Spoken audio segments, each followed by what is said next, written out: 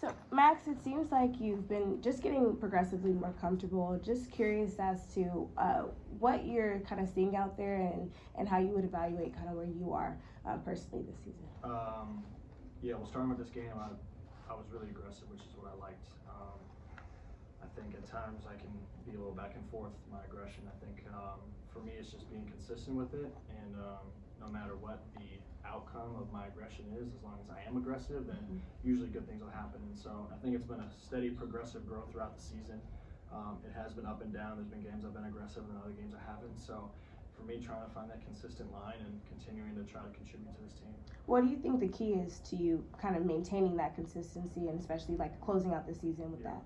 I think it's just a mindset, to be honest. It's just mentally being in the right headspace and, coping with certain emotions that you have before games and, things of that nature. So it's all within my control, which is, the positive thing. So that's why, I'm looking forward to building on a game like this.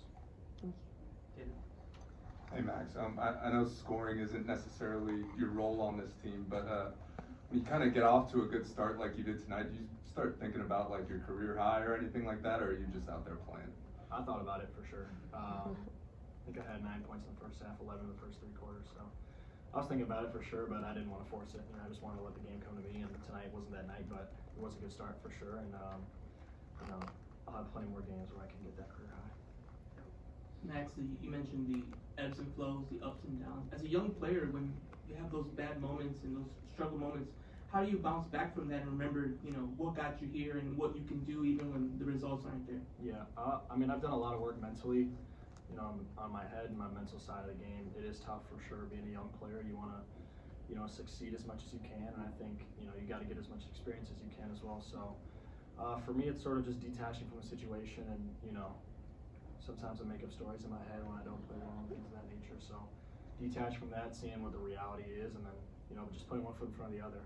And realizing the spot that I'm in is, a lucky spot for me playing for the Lakers. That's something that not a lot of people can say. So being grateful and then detaching from situations where, everything feels like it's going